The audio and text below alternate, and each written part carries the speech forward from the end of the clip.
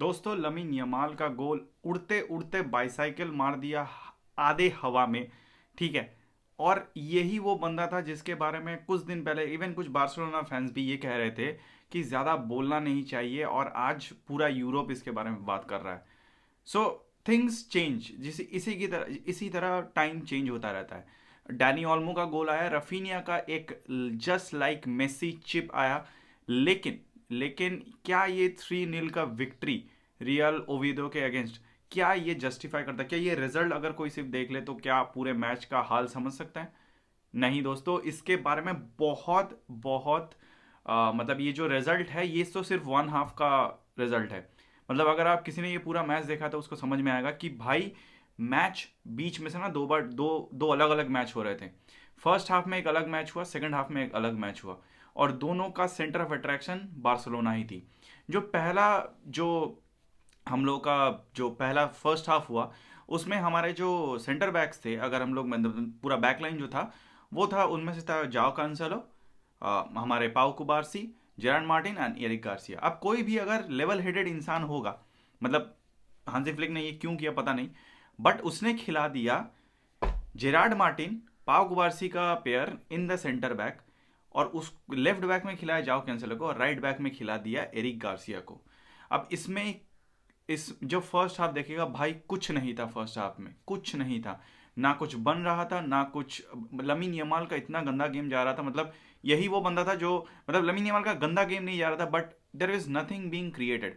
Barcelona एक one sided, एक मतलब गलीच मतलब कुछ था ही नहीं गेम में। मतलब एक लेवल हेडेड गेम चल रहा था जहां पर बार्सिलोना कुछ क्रिएट नहीं कर पा रही थी, डिफेंड हो जा रही थी, बॉल ज़्यादा अप टॉप जा नहीं रहा था क्योंकि कुछ क्रिएट नहीं हो रहा था। और बाल्डे और कुंडे का एब्सेंस, जो कुंडे जो ओवरलैप करता है या अंडरलैप करता है लमीन यमाल के साथ, उसका इफेक्ट दिख रहा था। बाल्डे का जो इनपुट रहता है बॉल कैरी करना, लेके जाना, उसका जो प्रेजेंस था फील्ड पे वो मिस किया जा रहा था। अब जेरार्ड मार्टिन पे भी आते हैं। जेरार्ड मार्टिन, जब हम लोगों ने पहले से, जब कोपा डेल रे में जब उसका वो जो हमने परफॉर्मेंस देखा था उसके बाद उसको सबने height, it's was kind of a joke like कि जेरार्ड माल्दीनी हो चुका है वो।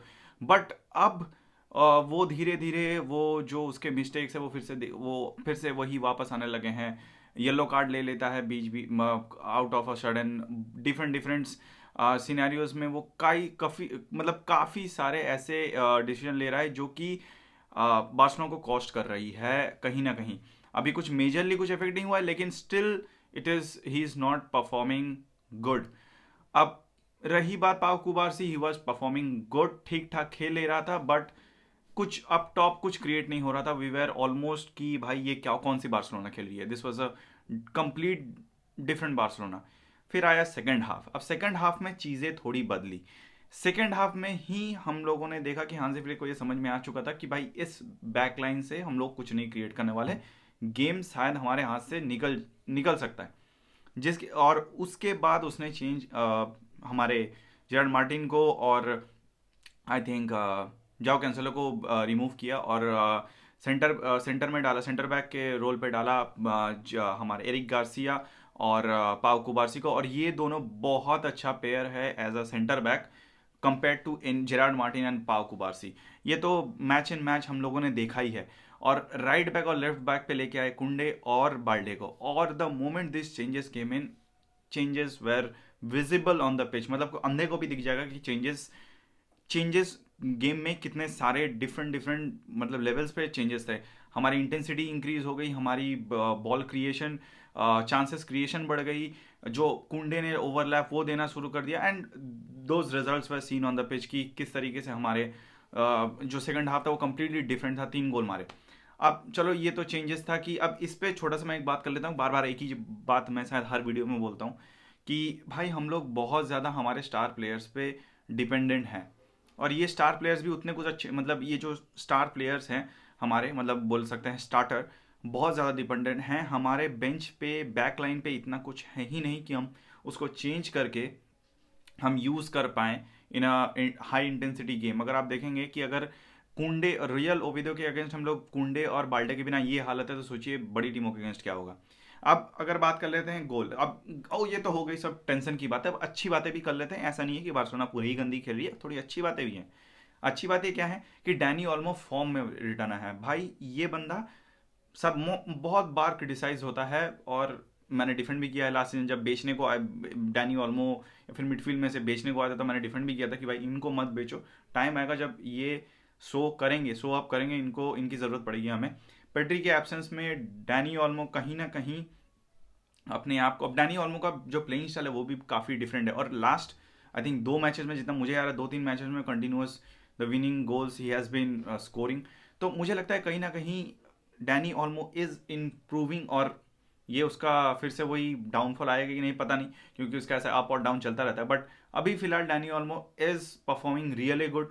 उसके कॉन्टैक्ट जो लमीन यमाल को भी बॉल, उसने जो गोल मारा लमीन यमाल ने बाईसाइकिल किक, उसमें भी जो हाथ था, जो बॉल पास किया गया था, वो डैनी ऑल्मो से ही था।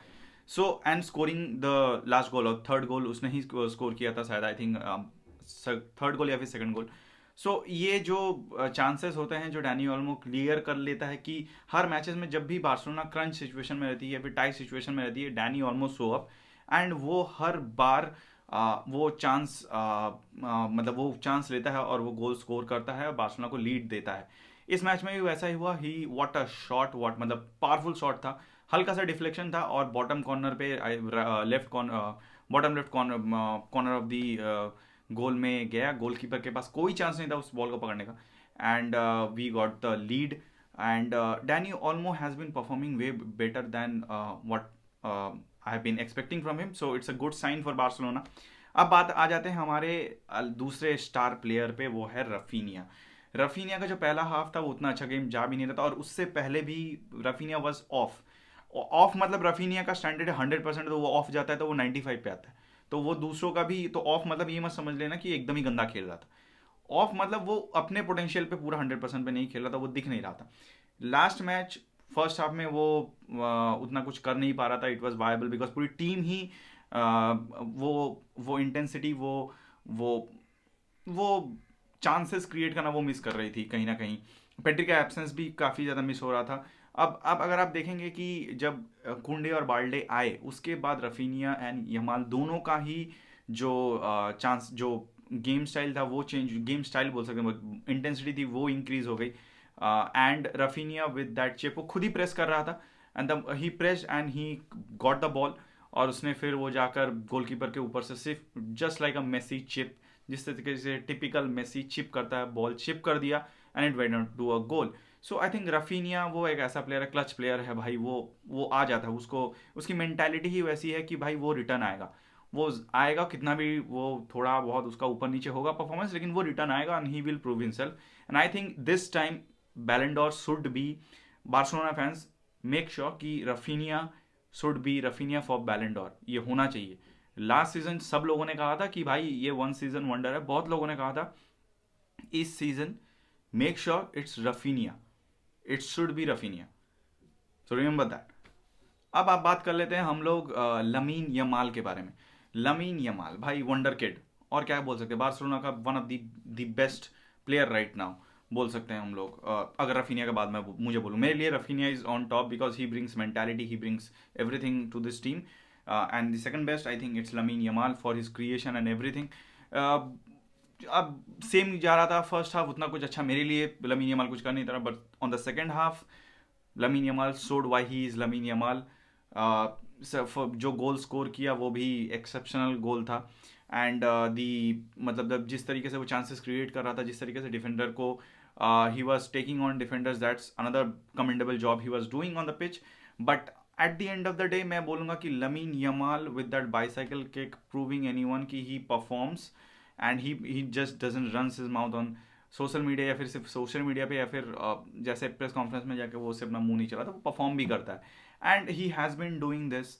And I think I love the way Lamine Yamal has been putting himself, because यही सेम चीज़ें बहुत ज़्यादा बहुत सारे प्लेयर्स करते हैं कि मुंह मतलब कि they put out that personality, and Lamine Yamal वैसा पर्सनैलिटी है कि वो लाइमलाइट पसंद करता है, ही फ्लरिसेस इन दैट लाइमलाइट, कि उस पर वो लाइमलाइट गिरेगा तो वो और ज़्यादा बेटर करेगा, वो और ज़्यादा अपने आप को वो दिखाएगा, his that the charisma he have, that that that flair, कि भाई वो एक फ्लेयरफुल, मुझे लगता है कि एक प्लेयर जिसमें flare is a certain kind of players that have that, and Lamine Yamal is one of them. And that bicycle kick, Danny Olmo से जो बॉल पास मिला वो भी कुछ कंफर्टेबल पोजीशन पे नहीं था, but Lamine Yamal doing Lamine Yamal things, and उसने बाइसाइकिल किक मारी in the mid air and goal वो चला गया लेफ्ट कॉर्नर पे, and he placed it in the left corner, far corner of the goal, and goalkeeper didn't have that chance, because इस तरीके के गोल से आप प्रिपेयर नहीं कर सकते, even goalkeepers can't prepare themselves